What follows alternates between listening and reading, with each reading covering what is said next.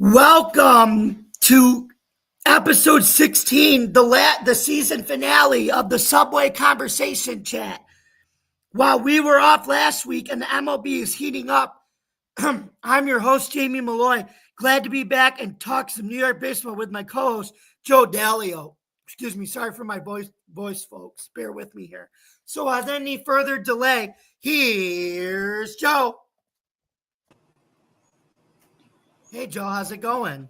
It is going great, Jamie. How you doing tonight? Good. I apologize for my voice. I think I may have allergies or a little bit of cold, but we'll see. That's all right. No apologies needed. I could hear you fine, and I'm thinking everybody else can as well. I definitely heard you say the part where it's our last baseball podcast of season 2. Kind of sad.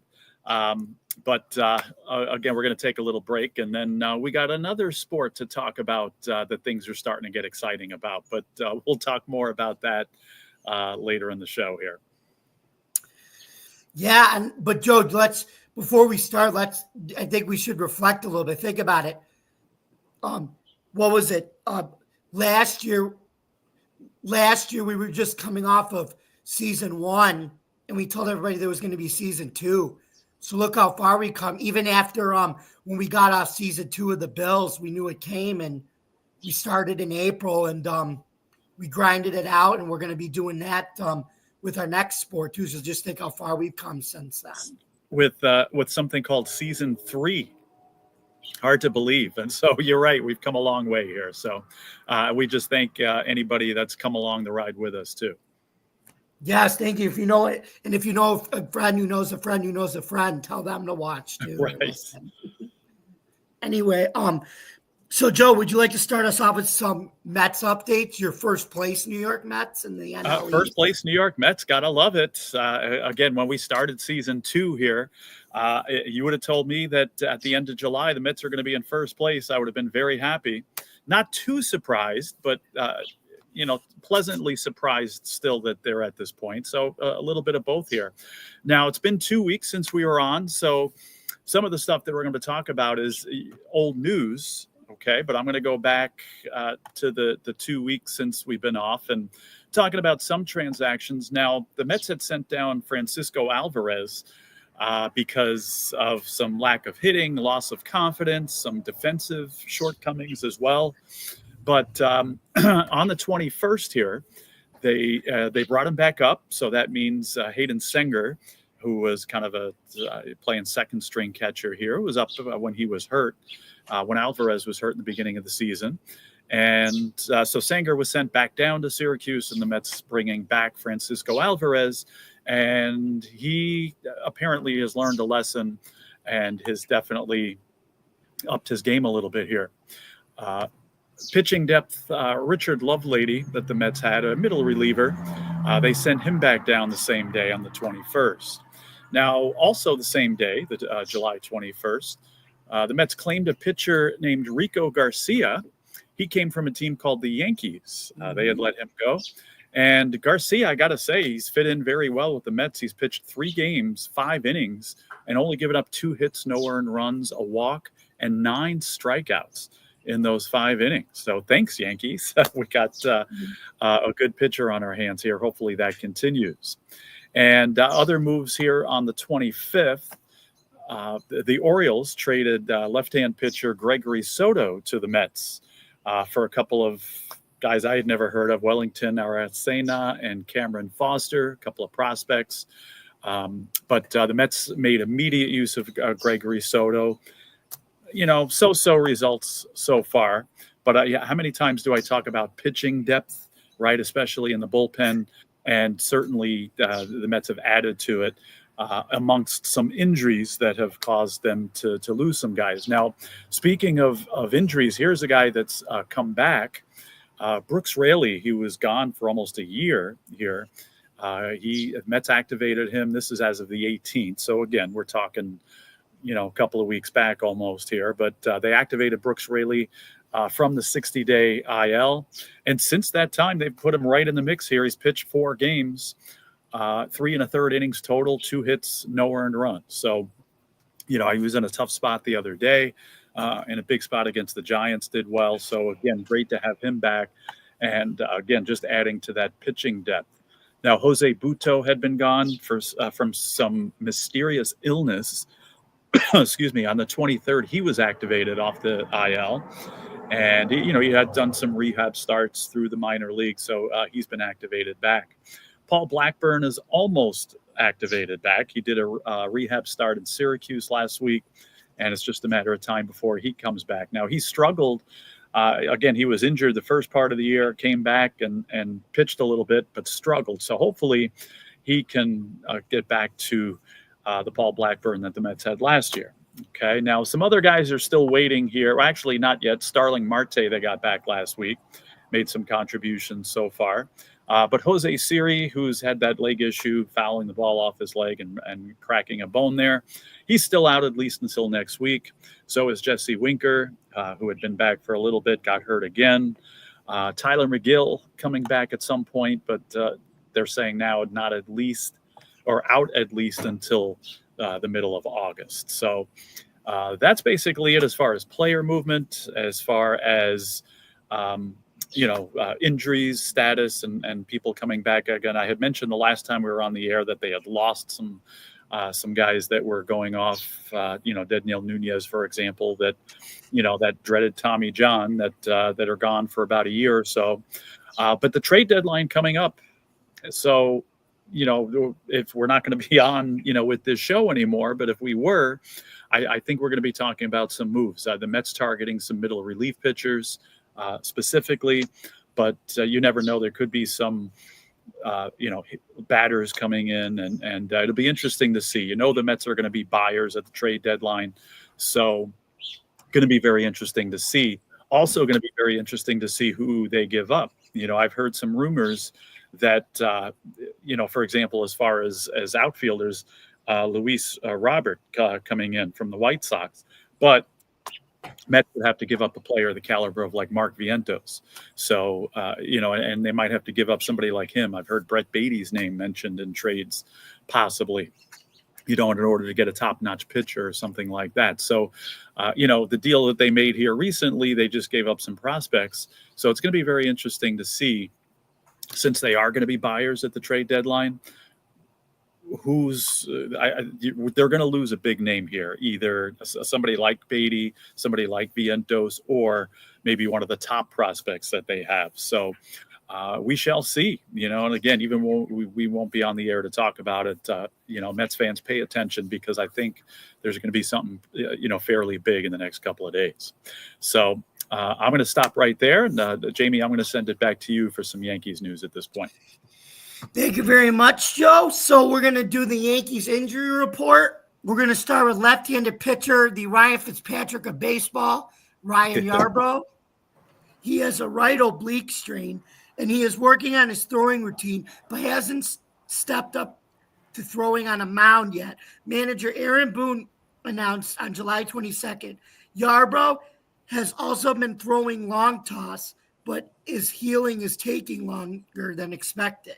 His expected return, August or dancing in September.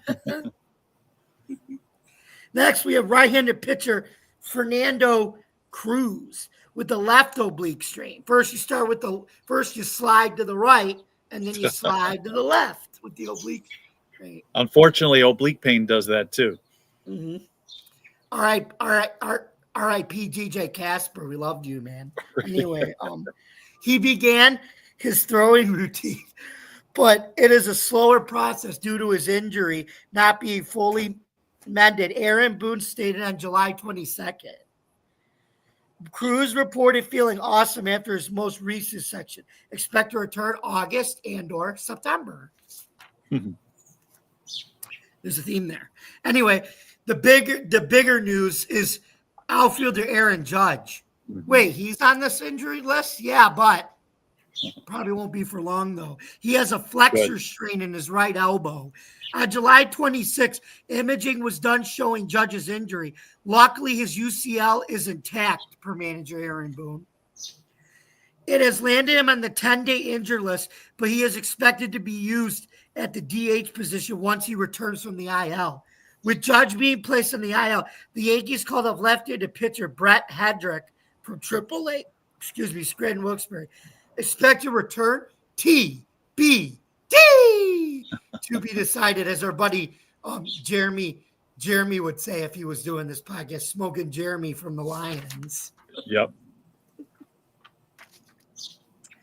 Anyway, who are the new New York Yankees players that were acquired via the trade deadline? On a Friday afternoon, Baltimore third baseman Ryan McMahon found out that the Rockies had traded him to the Yankees.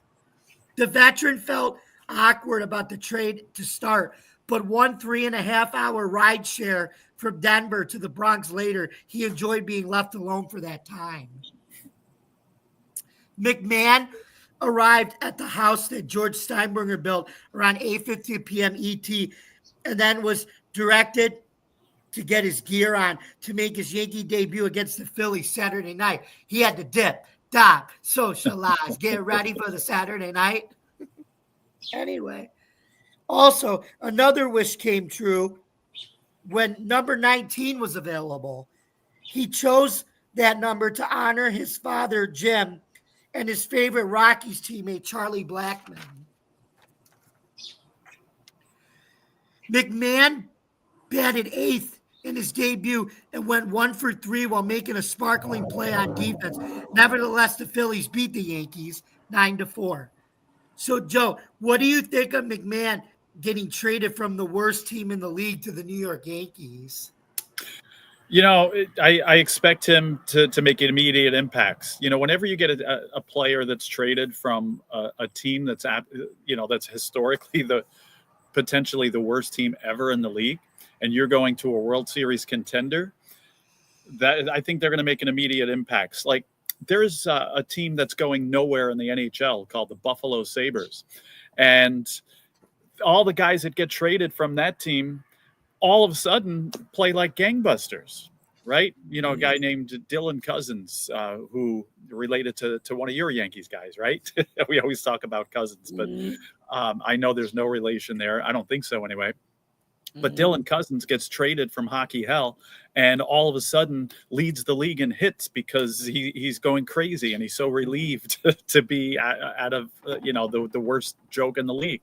So I think it's going to be the same here. I thought of that actually when McMahon played his first game there. Now some players, it's a different adjustment. Now he's going to New York, so there's a little more pressure there. But I think he's the type of player that's going to take the challenge and make immediate impacts for the Yankees. And again, just being, released. I mean, I don't think the Rockies are a joke organization. They're just going through a really bad period right now. But still, you move from that to, to a contending team here. And I think it's going to be a relief. And I think he's going to be motivated and you'll see some immediate impacts. Mm-hmm. So, okay. Then on Saturday night, you're going to like this, Joe. The Yankees acquired Ahmad Rosario, who used to play for the Mets and then the Nationals. He's the second infielder the Yankees acquired from the Nationals in exchange for prospects Clayton Beeter and this 18-year-old that they had from Rookie League, who was probably never going to make the Yankees. So, but you know what the good news is? Since they went to the Nationals, it means Clayton Beeter may be on the Red Wings, and if this kid develops through the Nationals first system, he could be on the Red Wings too. So that's the one good thing about the Nationals selling. It's more guys for the Red Wings to come through the system. Yeah, you would get to see there. Yeah. And the funny thing is, Clayton Beeter was already in AAA playing against the Red Wings at Scranton when my family and I went last Friday. Excellent. So anyway, the 29-year-old hit 270 with a 736 OPS with 5 home runs and a stolen base in 46 games. He started with the Mets, spending parts of 4 seasons in the Queens before bouncing around the league since 2021. Anyway, Rosario could theoretically form a tag team with the aforementioned McMahon. For his career has posted only a 686 OPS when opposed by a left-handed pitcher. And yet the Yankees are currently 5.5 games back to the Toronto Blue Jays in the AL East, and Aaron Judge is headed to the IL, where hopefully he will only be out for 10 days. Joe, what do you think of the Yankees acquiring a veteran utility guy like Rosario? You know him from the Mets, so tell me about him. And also sending back two prospects who can end up being with the Red Wings. Yeah, it's a good move now. Again, I saw him play with the Mets, and I could certainly vouch for him. And, ability-wise, I don't know what they're going to get. Again, he's been bounced around, as you said, playing in Cleveland, Washington, et cetera. But they're going to get a character guy there. They're going to get a guy that's going to do whatever it takes, whatever they ask him to do. And I think he can make some contributions. Again, he's in the same situation as McMahon, that he's coming from a team that's kind of going in the wrong direction at this point for the rest of the season, now playing on a contender. And again, he's going to look to make whatever contributions he can. So again, he's very willing to do that. So again, talent-wise, it's not like they're getting, Francisco Lindor here, but they're getting a character guy that can make contributions. And again, like McMahon, is going to be motivated. Yep. Anyway, let's dig into the archives and let's flash back here, Joe. Why did Brian Cashman really want CC Sabathia in the first place? Anyway, in the words of Brian Cashman, the Yankees were broken. Rather than hobnobbing with agents and executives on the Bellalago floor, he was in CC Sabathia's sunken Vallejo, California living room, about to make the biggest gamble of the offseason before Vegas allowed betting and FanDuel. So he was making a pre-FanDuel move here. Yeah, there you go. Does it say what year it is? Yeah, it was 2008. Okay. 2009, yep. Anyway, Cashman delivered what he called his John Calipari recruiting pitch, selling the Yankees. We all know what John Calipari used to do when he was with Kentucky and Memphis back in the day. But that's right. Anyway, Sabathia was initially hesitant. The league was quaking about friction in the clubhouse, and the left-hander hoped for a West Coast landing spot. Cashman laid his cards on the table. Yes, issues did appear, as they typically do with these meetings, but Sabathia was the great unifier the Yanks needed to bring the club back together. As for New York, Cashman knew the big man would love it, and if he didn't, he promised to let him out of his contract. Sabathia gladly accepted, and everything they talked about came true. Mm-hmm.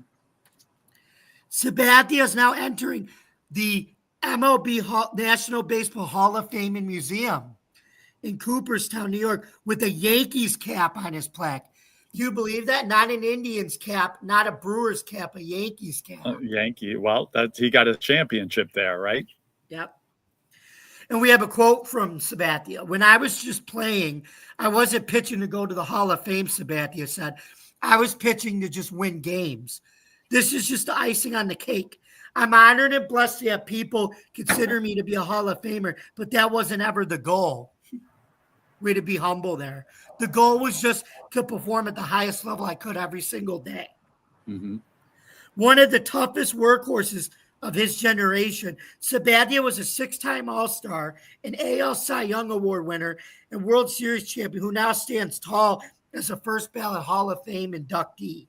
Over a 19-year career with the Cleveland Indians, then the Indians, now they're the Guardians, obviously, 2001 to 2008, Milwaukee Brewers, 2008, and New York Yankees, 2009 to 19, Sabathia established a reputation for consistency and dominance, highlighted by 251 victories and 3,093 strikeouts. He hurled 3,577 and a third innings across 561 major league contests, surpassing the 200 inning mark 8 times. He's just the third lefty pitcher to have at least 250 wins and 3,000 strikeouts, along with Steve Carlton and Randy Johnson. And where are they, Joe? Also in the Hall. The Hall of Fame. Mm-hmm. As what's the script? Living in the Hall of Fame, right? Mm-hmm. Yep. And the world's gonna know your name. Anyway. Yep, there you go.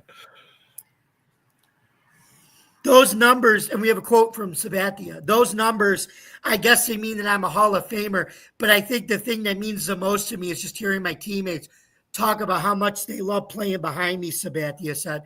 The numbers are the numbers. You go out and you do whatever you can, and the results are the results, but it's how you treat people. And your body, too, a thing called avoid magic potions. Right. And you'll get in the Hall of Fame. Sabathia made his initial All-Star squads in 2003 and 2004. He won the 2007 AL Cy Young Award. I remember that because his Indians beat my Yankees in the wild card year, and that ended up being the last hurrah for Joe Torre as they hired Girardi the next year. Yeah, Girardi, yep. Award, going 19-7 and having a 3.21 ERA and 34 starts. So, Joe, what do you think of another Yankee in CC Sabathia making the MLB Hall of Fame in Cooperstown after a long list of Yankees have been there?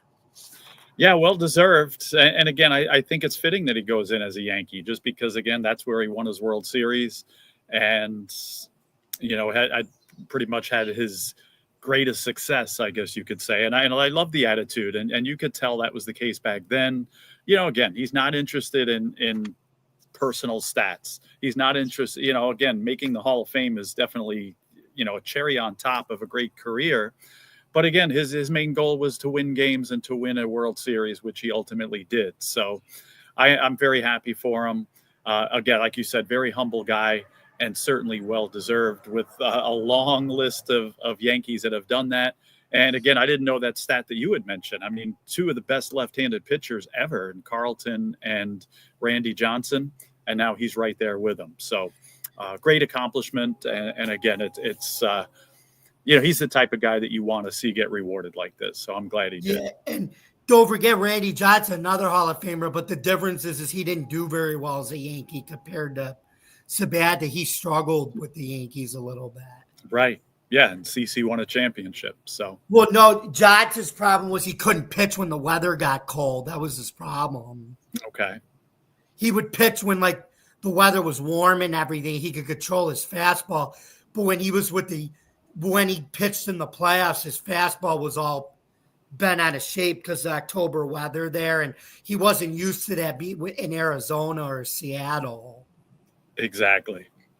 So. But see, Sabathia could handle it. That was the difference. Yep. Mm-hmm. Anyway, we have another question, Joe. Speaking of bullpens, right? Because they're basically like starters now. Yeah. In the MLB. Why is the Yankees bullpen not getting it done? Well, nothing has been a piece of cake for the Bronx Bombers since coming out of the All-Star break. Hey, that rhymes. They were 3-3 in their first 6 games, but they left north of the border on Wednesday angered that they didn't close the gap on the first place Blue Jays in the AL East race. They could have picked up some victories coming home to Yankee Stadium, but no soup for them last Friday night. The Phillies took the first game 12-5, meaning the Yankees fell back to 5.5 games behind the Blue Jays, who beat the Tigers 6-2 at Comerica Park on Friday. To make matters worse, the Bombers bullpen gave up 10 runs, in 5 in the third innings. It's no doubt that the Yankees need bullpen velocity help. And we have a quote here from the manager. All lines are in the water right now. There's a lot of talk right now. you never know what's going to happen, manager Aaron Boone said. The Yankees thought they would hold on to their – they thought they would hold on to their 3-2 lead. But the usually reliable Luke Dreamweaver just knew it wasn't his night. With runners on second and third and one out, Nick Castellanos softly grounded out to Paul Goldschmidt, who tried to throw out Trey Turner at the plate. Unfortunately, the ball passed catcher Austin Wells for an error, which allowed Turner to score the tying run and Castellanos to go to second.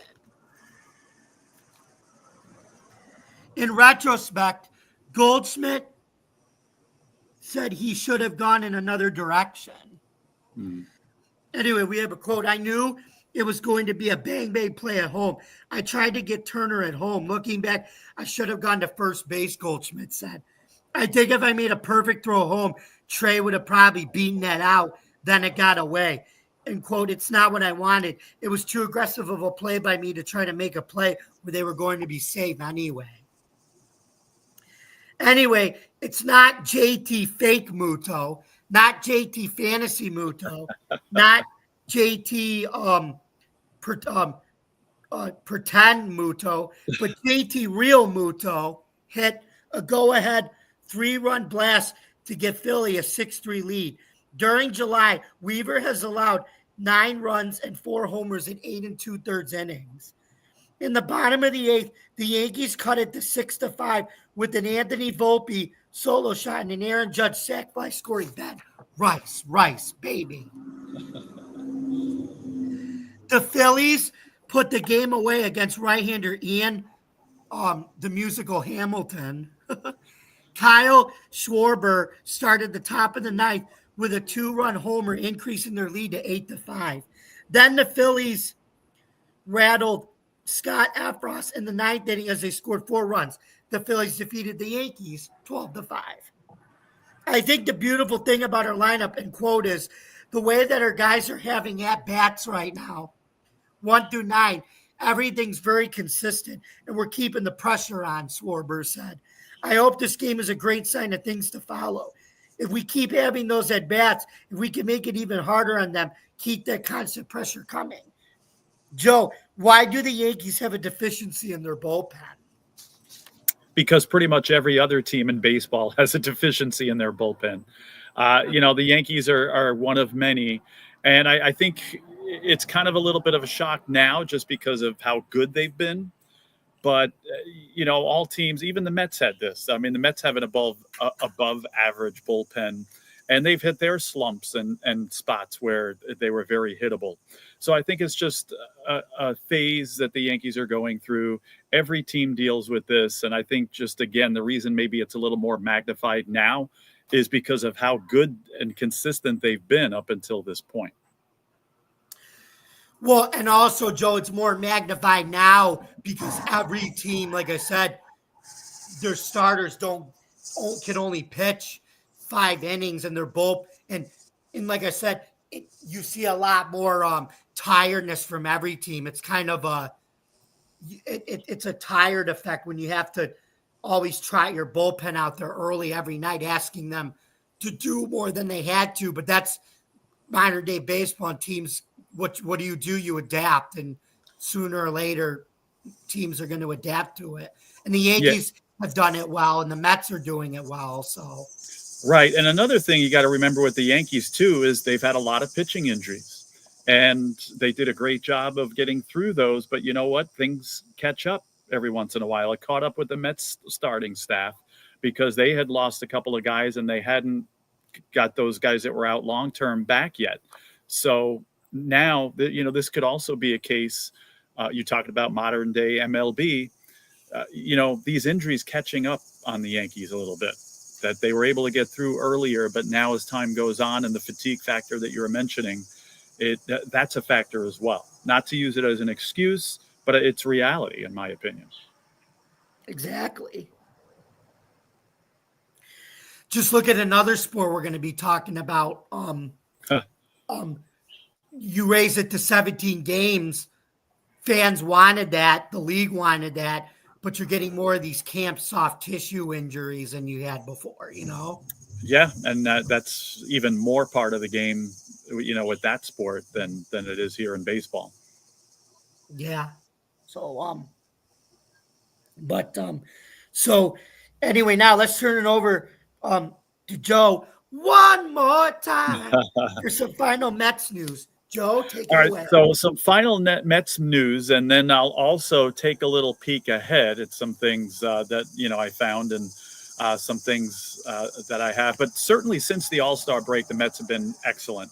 7-3 since the All-Star break, and they were on a 7-game winning streak recently, including a sweep at San Francisco, which is not easy to do. Giants are a solid team, especially at home. Now, I don't like to bet against the Mets, but I would have last night because they had that 7-game streak. They're playing teams really do well too when they come back from a long road trip and return home, as the Padres did. Plus, the Mets had to play Sunday night baseball, and there's a jinx with that. Whenever a team plays on Sunday night baseball and then has to travel and play that the next Monday, they have very poor records. So I was quite sure that the Mets were going to lose that game, and that they were right in it and they were winning it. But Padres ended up getting a walk-off hit. So I'm not surprised that they lost that game last night. But again, playing great baseball. Now, nothing like they're overly dominating opponents. I mean, during these 10 games, they outscored their opponents 46-37. So that's like 4.5 to 3.5. So they're playing a bunch of close games. And as I share some of these hitting stats here, again, nobody really going out of their way with wild hitting stats here. Now, I'll share a few of them. Some guy living up, I've talked about Ronnie Mauricio, not just me, but everybody. He was one of the top Met prospects a couple of years ago, but then, hurt himself in winter ball and missed all, last year.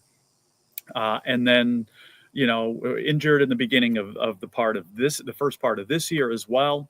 So it's like, okay, how is he going to, play here? Is he going to pan out?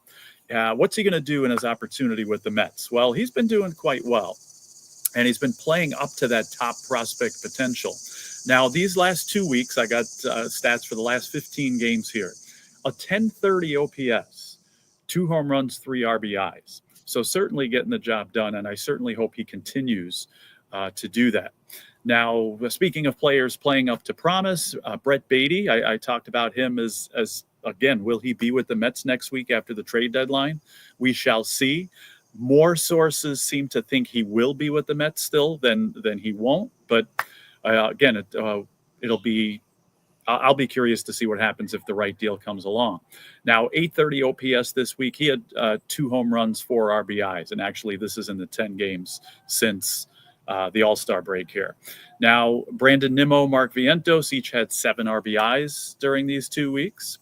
Now, Juan Soto, again, I shared this a couple of times with him as throughout the weeks here. He only batted 135 since the All-Star break. However, 2 home runs, 6 RBIs, so not bad production, but 4 stolen bases. So not overpowering the ball here, but or not, getting a high batting average and getting a lot of hits, but doing the other things, getting on base. And again, still 6 RBIs in 10 games, some stolen bases. So getting it done offensively. Now, areas of concern. Now, him, Lindor, Alonso, and Nimmo all had double-digit strikeouts. So a little concern there, and hopefully those numbers can go down. Now, pitching, again, they're getting solid starting pitching. David Peterson, he's had some good starts since he was in a slump in June. Two games that he pitched, 12 innings pitched, only 1 earned run given up in those 12 innings and 2 starts. Sean Manaea doing very well since he's returned from his injury. 9 innings pitched, only 3 hits, 2 earned runs, 11 strikeouts, and a .78 whip, only a 100 batting average against him. So definitely Sean Manaea picking up right where he left off last year in the minimal starts he's had since coming back from injury.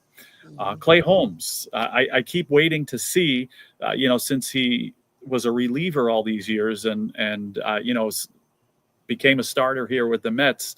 He's already surpassed his highest innings total per season, but yet had another start where he pitched 5. And again, modern day MLB, you can't really ask for more than that, especially for a pitcher in his situation. And their quality starts as well. Now, in relief, Ryan Stanek has really been great for them. 5 scoreless innings over the last couple of weeks. He's been doing great. Edwin Diaz had 4 2/3 scoreless and 4 saves in that time. So saving 4 out of the 7 games. He blew 1 save, but still 4 out of 5 ain't bad. And again, no earned runs in those 4 2/3 innings pitched. Now, I already mentioned Rico Garcia. The Mets got him from the Yankees, and Brooks Raley, who'd been out for about a year. They're making solid contributions to the bullpen. So, it seems like with the Mets bullpen here, they had guys that were doing well earlier. Buto, Brazoban, for example. They lost some guys to injury, but now, that Brazoban's struggling a little bit, and you could talk about that fatigue factor that you mentioned earlier. And, Reed Garrett, who's been generally doing well, but, has had his struggles at times throughout. It's great how different people are stepping up. Now, Ryan Stanek had his struggles earlier. He's been pitching lights out lately. And again, these new guys, Rico Garcia, Brooks Raley, the one that they got from the Orioles as well. So different guys stepping in. Now, again, it's going to be interesting to see if they make a big splash at the trade deadline and get one of the top-notch middle to late relievers here. So stay tuned. And again, if they do make a big splash, that's probably the most likely situation. Now, we'll talk about this coming week and then the rest of the season here, okay? So Mets are the best home team in baseball. They are 37-16 at home this year. The Blue Jays are 37-17, so they're close, but the Mets are ahead of everybody else, including the Blue Jays there. So after this road trip ends here against the Padres, 2 more games, they'll come home and play the Giants and the Indians here at Citi Field. So, again, hopefully they can keep that excellent home record going. So currently 62-45. And again, as I said in the beginning of the show, if you would have told me that the Mets would be a game and a half up in first place at the end of July here, I would be very happy. So it's going to go right down to the wire with the Phillies. They're definitely the class of the division. One of those 2 teams obviously is going to win this division. Hopefully it's the Mets. But again, it's going to go right down to the wire. And the Mets seem to be a solid playoff contender here, unless something drastic happens. So now let's, since this is our last baseball show here, I looked up some odds here, and for both the Mets and the Yankees, and these are current or courtesy of FanDuel.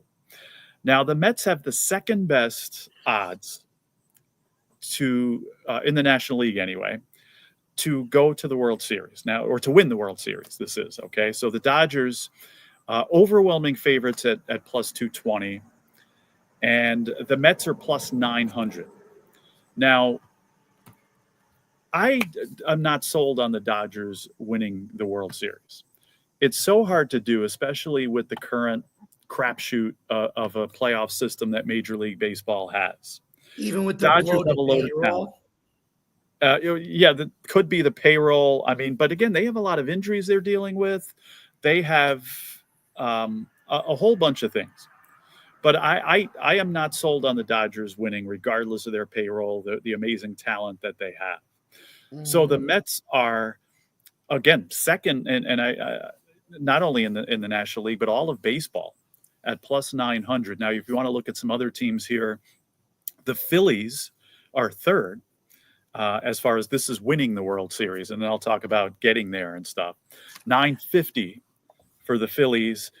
And the Detroit Tigers are also at 950, as are the New York Yankees. And then after that, the Astros they have at plus 1100. So notice some teams that are missing from that list. Okay, and I think we were talking about this backstage. I don't see the Toronto Blue Jays anywhere near this list.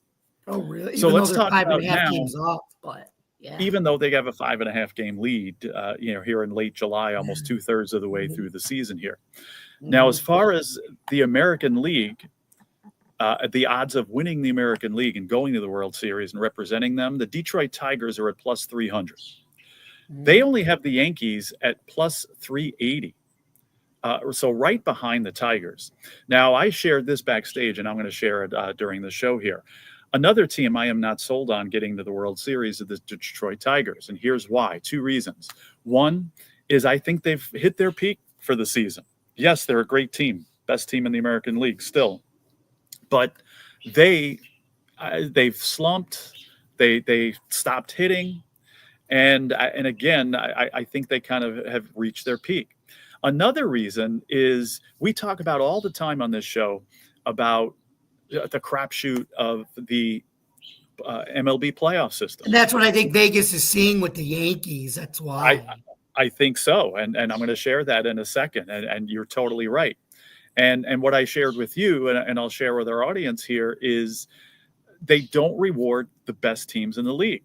The Tigers are going to have a big layoff. And look at what happened after the All-Star game here. They couldn't hit.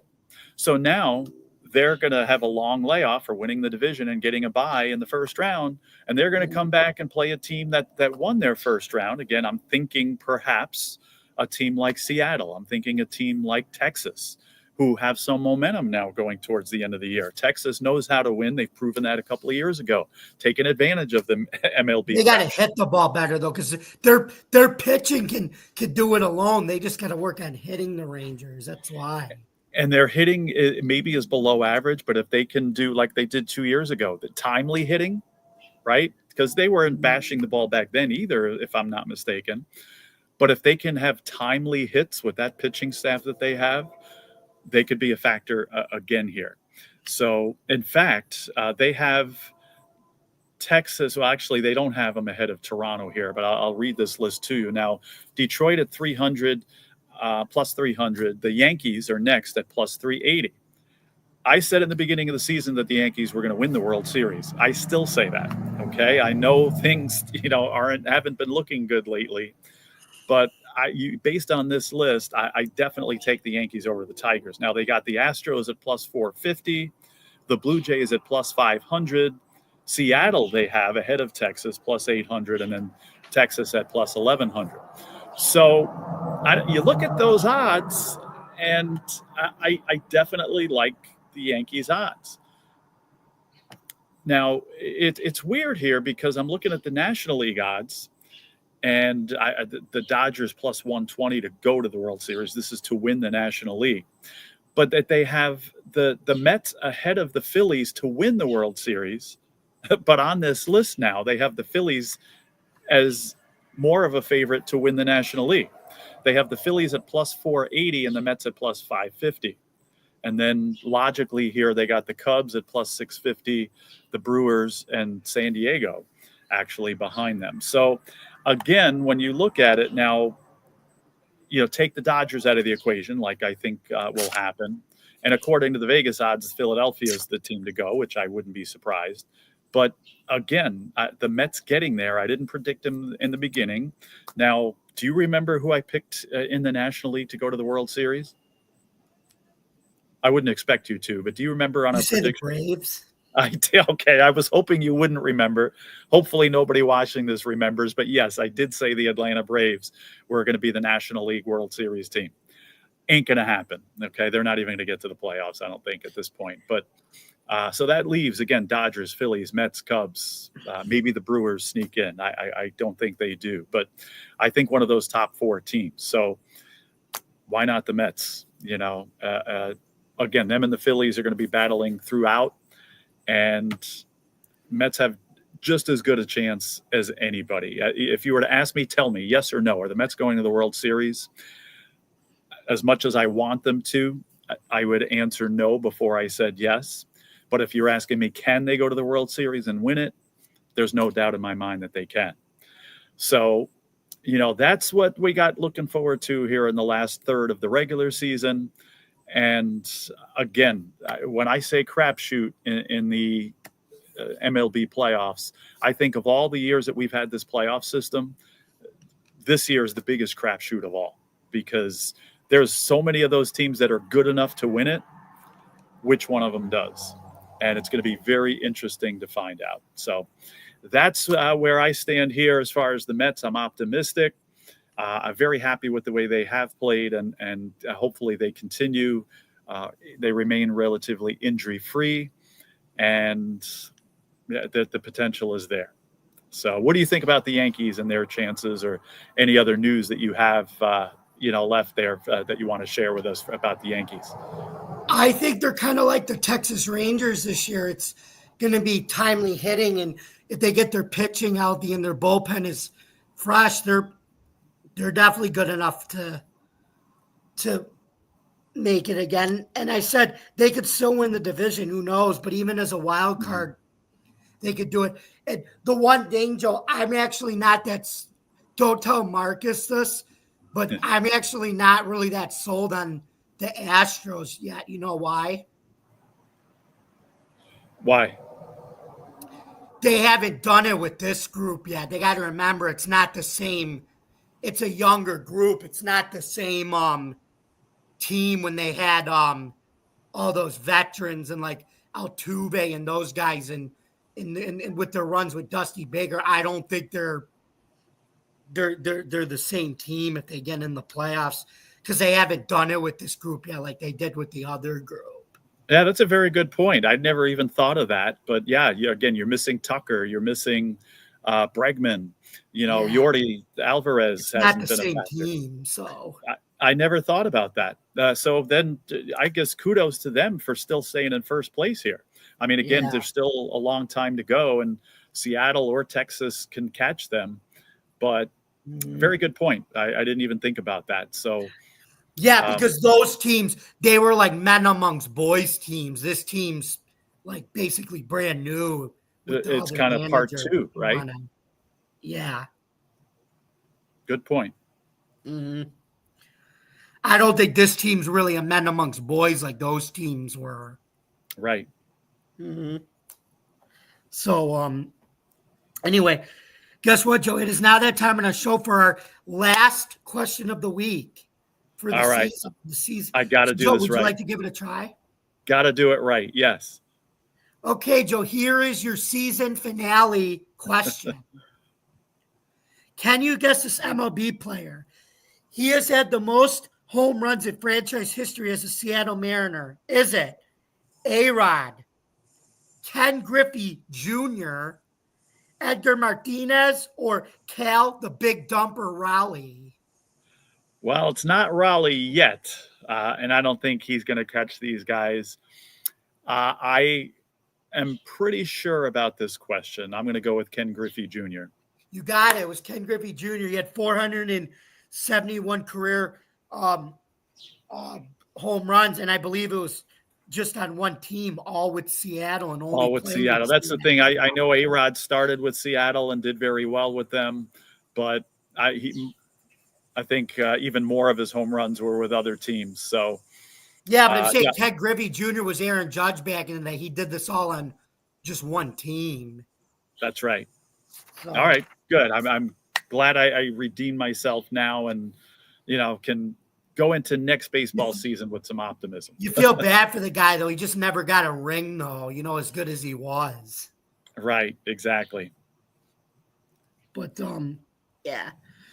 Anyway, why Marcus Stroman may have seen his last few days in the Bronx. I hate to say this, Joe, but I'm not very fond of him. He seems to wear out his welcome wherever he goes. You would know as a Mets fan. Yeah, exactly. He did the same thing there. The only thing he gives, though, is veteran insurance when the other guys are hurt. That's the only reason why they have him, I think. But because he gives you a veteran presence to a room like that. But the Yankees were beat once again by the Phillies 9-4 last Saturday afternoon. Before the game, the club found out their my captain, Aaron Judge, would not play a second game of the season with a flexor strain in his right elbow, putting him onto the injured list. So I guess, Joe, what they should do when the Yankees come back is have everybody recreate the Dead Poet Society and just have Cody Bellinger stand up and go, "Oh, Captain, my Captain." Yeah. And have what you call Ryan McMahon stand up, "Oh, Captain, my Captain," when he comes back. That would be awesome. That'd be funny, and it would go viral on. We'll see it on Twitter. TikTok or something. Yeah, when he comes back. Anyway, he missed his second game with a flexor strain in his right elbow, putting him on the injured list. Starting pitcher Marcus Stroman had a short outing, going 3 2/3 innings while permitting 4 runs on 5 hits and walking 4. It all started in the first inning when Trey Turner scored the first run of the game on a single by JT Realmuto. Stroman's only clean inning was in the second inning, but then he allowed a solo homer to Bryce Harper the following inning to make it a 2-run game. Suddenly, I see Stroman could not hit the plate in the fourth, walking 4 hitters before being pulled early for bullpen righty Yuri De Los Santos. And welcome back, Yuri De Los Santos, from his rehab at AAA. Anyway, and we have a quote from Stroman here. "I have to throw more strikes. There are too many walks overall," Stroman said. It's just, and we have a manager, it just got long on him in there, manager Aaron Booth said about Stroman. "I thought he was doing a pretty good job attacking the zone early, and then he kind of lost it a little bit with the strikes on the pitch count, kind of ran up on him." Feeling deja vu. Hello, Olivia Rodrigo. From last Friday night, the Yankees pen struggled to get outs. The relievers allowed 5 runs, 4 earned, and 5 1/3 innings. The worst inning was in the 7th when Philadelphia scored 4 runs, 3 earned against right-hander Alan Winans. Edmundo Sosa highlighted the scoring with a 2-run homer. Yes, Philly loves Sosa. Ya na na, love Sosa. Or Edmundo Almighty Sosa, Chief Keef. Right. Anyway. I like those Olivia Rodrigo and Katy Perry examples. So I'll say, good for you. Thanks. Joe, why do the Yankees starting pitchers get pulled early for the bullpen? We already answered this. I guess this is a major league problem, right? It always goes back to that, right? This is a major league problem. It's not a Yankee problem. It is, and again, it's different. It's like when a sickness goes through a house or something like that. Everybody else is getting sick and our family's healthy. But you know what? It's February and there's a flu going around. You kind of know eventually we're going to get it. And now the Yankees have, blowing games-itis, I guess, in the bullpen there. And it's hit their family now. And again, everybody goes through it. As even bullpens as good as the Yankees that are consistently, in the top third there. So do I have confidence that they can turn it around? I totally do. And I'm sure you do as well. Oh, wait a minute, Joe. We have a surprise guest on here for our season rally. Come on in, Charles. Rav, how you doing? Oh, there you go. How you doing? Oops. We can't hear you. Oh.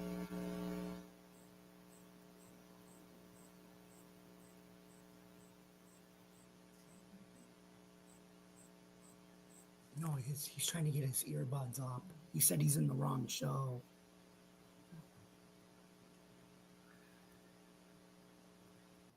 Yes. Can you hear me now? Yep. Yes. Yeah, I'm sorry, guys. I went to the wrong show. I didn't mean to interrupt you guys. Hey, well, you're always welcome to join us here, right? Yeah. Everything going well? Y'all don't. You Yankee fans, Met fans don't need an Oriole guy here and ruining it for you there. Yeah, but actually, your Orioles actually got a couple prospects back from Joe's Mets. We were talking about that though. The Soto trade. I saw the Soto trade. I think I'm fine trading away Soto. Soto is inconsistent. I think he's really good at times.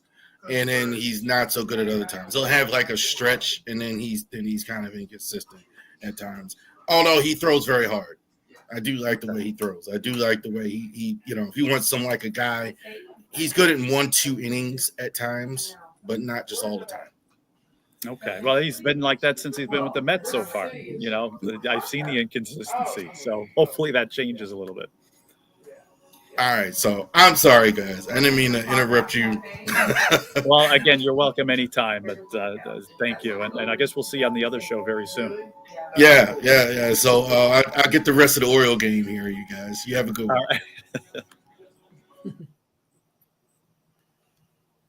That was an unusual surprise for our final show, but right. See, I didn't mind it. No, like I said, we should have had him on earlier, Mm-hmm. But that's all right. We'll have some good football guests again too, right? Yep. Well, it looks like we've come to the end of our show, and we have a program note to let everybody know that this is our last episode until next season, where we will be back with more exciting New York baseball talk. But now it's on to season 3 of our Buffalo Sports Conversation Room podcast. Hey, anyway, that intro you're going to be hearing, right? That we will begin on Tuesday, August 26th at 8:00 p.m. And we look forward to you all joining us then. So with that being said, Joe, for the last time on season 2 on the Subway Conversation Chat, where can we find you on social media on Tuesday, July 29th, 2025, the last Tuesday of July? That is crazy. So Joe Dal Sports on Twitter X, you could find me there. I was going to say, hopefully, when we start our baseball show next March, that we're talking about one of our teams winning the World Series, and we're talking about the Buffalo Bills winning the Super Bowl. How would that be to start talking about our season 3 of the Subway Conversation Chat next April? I think that would be pretty cool. So, but I know we've said it every year under Josh Allen, but I really think it could be in the cards this year with like I said, Philly being good in the NFC and Kansas City. We don't really know this year. They're kind of going to be a little topsy-turvy, but especially because the Vegas betting odds actually have the Bills ahead of the Chiefs to win the AFC, if you actually believe it Excellent. or not. Well, I certainly hope that on Twitter X, Joe Dal Sports, on our show, on the open mic show that we go on, that we are soon talking about, again, a World Series championship here and a Bills Super Bowl. So, sad that it's our last baseball show, but certainly can't wait to do the football one. Exactly. Anyway, you guys can also follow me on Bills Chat 1 at Bills Mafia Chat, and also Jamie Malloy, the unbiased journalist, at DJ Dogdags, theforkball.com and stadiumrant.com, where I write about all sports. Thank you very much for listening. We'll see you on we'll see you on Open Sports Mike after we're done with this show. Don't forget to subscribe to our YouTube channel, Driving to the Top Productions. Don't forget to like, comment, and ring the bell for notifications. And for more content on Driving to the Top Productions, you can visit our YouTube page, Twitch stream, Apple stream, Facebook, wherever you get your podcast. We look forward. Thank you very much for listening. We look forward to tuning back in with us next year at 8:00 on Tuesday, 8:00 p.m. for season 3 on the Subway Conversation Chat. But everybody, after we take a day off, we'll then see you on August 26th for season 3 premiere of the Buffalo Sports Conversation Room. And for the last time in season 2, get your New York sports here with Jamie and Joe Dalio, Driving to the Top Productions, the Subway Conversation Chat. Good night, everybody. Good night, everybody.